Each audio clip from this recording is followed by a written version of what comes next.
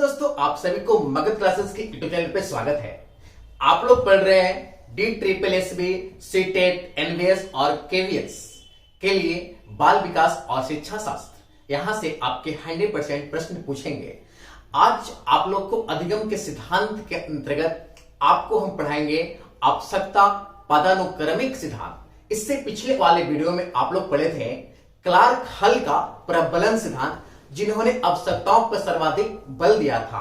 और उसके बाद आवश्यकता से संबंधित आपके सिद्धांत मैं प्रस्तुत कर रहा हूं। और खासकर यह जो सिद्धांत है एक अभिप्रेरणा से संबंधित है और इस सिद्धांत का प्रतिपादन अब्राहम मैस्लो ने किया।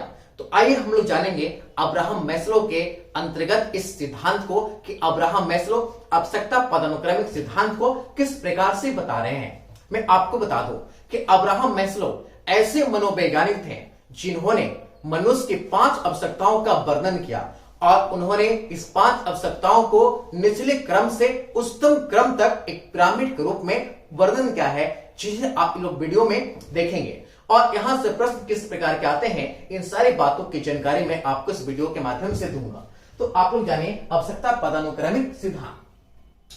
अब जानिए दोस्तों आवश्यकता पदानुक्रमिक सिद्धांत। सबसे पहली बात यदि हम लोग कर लें तो अब्राहम मैस्लो के अनुसार 5 आवश्यकताएं उसे अधिगम के लिए प्रेरित करता है। आप लोग को मैं पहले बता चुका हूं कि आवश्यकता पदानुक्रमिक सिद्धांत के प्रवर्तक अब्राहम मैस्लो, और अब्राहम मैस्लो के अनुसार मनुष्य की 5 आवश्यकताएं जो होती है उसे अधिगम यानी सीखने के लिए प्रेरित करता है।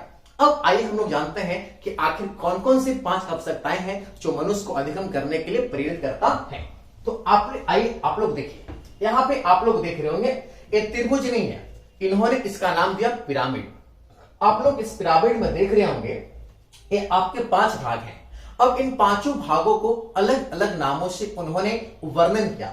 अब आइए सबसे पहले हम लोग नाम को जानते हैं। तो उन्होंने सबसे पहले क्या बताया, शारीरिक, यानी उन्होंने सबसे पहले शारीरिक को आप दैहिक भी कह सकते हैं या प्राथमिक भी आप कह सकते हैं। यानी उन्होंने पहले स्तर के जो क्रम में बताया उसका नाम क्या दिया, शारीरिक। अब दूसरे क्रम को हम लोग जानेंगे तो उन्होंने बोला सुरक्षा, यानी शरीर को दूसरे क्रम में क्या चाहिए, सुरक्षा। अब तीसरे क्रम में उन्होंने बताया स्नेह, जब सुरक्षा मिल जाएगा तो आपको लोगों से क्या मिलना चाहिए, स्नेह। और चौथे क्रम उन्होंने बताया अब सम्मान चाहिए, और सम्मान जब आप लोग को सभी लोग करने लगे तो लगता है ना कि अब तो हम भगवान हो गए हैं, लगता है आत्मसिद्धि मिल गया। तो 5वें क्रम में आपका क्या है, आत्मसिद्धि। तो आप लोग याद रखेंगे एक क्रम कि अब्राहम मैस्लो के अनुसार आवश्यकता की पूर्ति करने के लिए कितने आवश्यकता की पूर्ति करने के लिए कदम बताया गया, तो आप लोग बताएंगे 5। कौन कौन से, शारीरिक, सुरक्षा, स्नेह, सम्मान और आत्मसिद्धि। अब आप लोग जानेंगे यहाँ पे शारीरिक के अंतर्गत क्या क्या आते हैं। शारीरिक यानी देह, तो इसके अंतर्गत आते हैं भोजन, पानी, नींद, सेक्स। आप एक बात समझ लीजिए, यदि आपके विद्यालय में बच्चा है तो बच्चे को आपको गोद में लेकर सुलाना है, बच्चों को खिलाना है, क्योंकि बच्चे जब भोजन नहीं करेंगे तो क्या आपके विद्यालय में बच्चे आएंगे, नहीं आएंगे। इसलिए अब्राहम मैस्लो ने इसे दैहिक आवश्यकता और प्राथमिक और सर्वाधिक जोड़ दिया, तो आपके प्राथमिक आवश्यकताएं यानी शारीरिक आवश्यकताएं पे।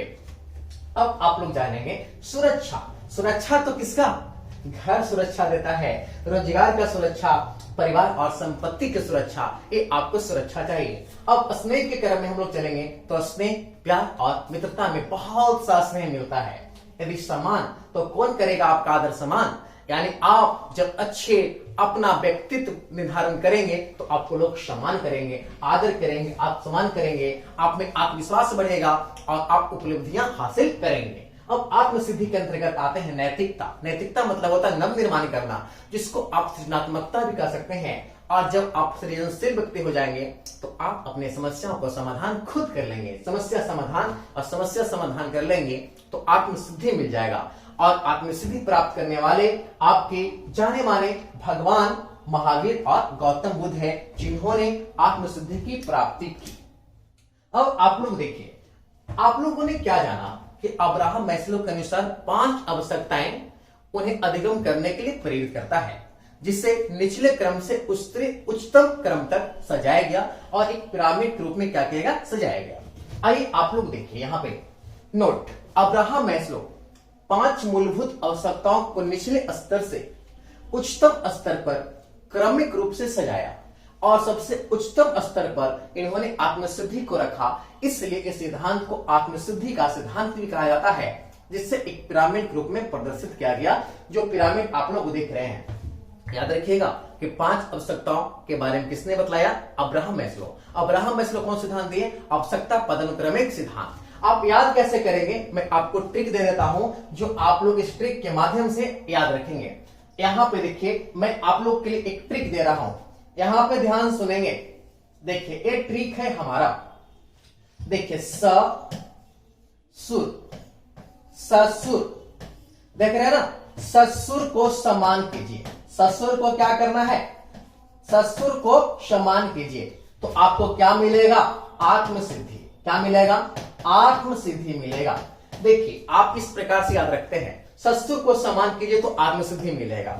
स शारीरिक, सु सुरक्षा, र जिसको हम सह पढ़ रहे हैं यहां पे स्नेह, और समान कीजिए और आपको क्या मिलेगा? आत्मसिद्धि। तो इस प्रकार से इस क्रम को आप याद रखेंगे। कभी कभी क्रम भी पूछे जाते हैं, और एक क्रम जो है ये आपके पहले क्रम है, ये आपके दूसरे, ये आपके तीसरे, ये आपके चौथे और ये आपके 5वें क्रम है। यदि 5वें क्रम पूछेगा तो आत्मसिद्धि, चौथे क्रम पूछेगा तो समान, तीसरे क्रम पूछेगा तो स्नेह, दूसरे क्रम सुरक्षा, और यदि पहले क्रम पूछेगा तो शारीरिक, जिसको आप प्राथमिक आवश्यकता भी कह सकते हैं। अब इस सिद्धांत के बाद अब हम लोग क्या करेंगे कि सिद्धांत क्यों आप लोग पढ़ रहे हैं, बालकों पे क्या करना? लागू करना है। यानी इस सिद्धांत के हम लोग पढ़ेंगे शैक्षिक महत्व। अब आप लोग देखिए, सबसे पहले क्या होता था कि आज से पहले विद्यालय में काफी कम बच्चे जाते थे, तो सरकार के द्वारा मिड डे मील जो भोजन चलाया जा रहा है वो भोजन की पूर्ति कर रहा है, और जब बच्चे भोजन करने के लिए स्कूल चले जाते हैं और पढ़ भी लेते हैं। बात समझ रहे हैं? यानी सरकार ने बालकों की आवश्यकताओं को समझा। तो अब हम लोग पढ़ते हैं इस सिद्धांत के शैक्षिक महत्व। अब जानिए इस सिद्धांत का शैक्षिक महत्व क्या है। चलिए देखिए, अब यहां पे आप लोग सबसे पहला शैक्षिक महत्व जानेंगे, यानी मनोविज्ञान में उपयोग भी कर सकते हैं।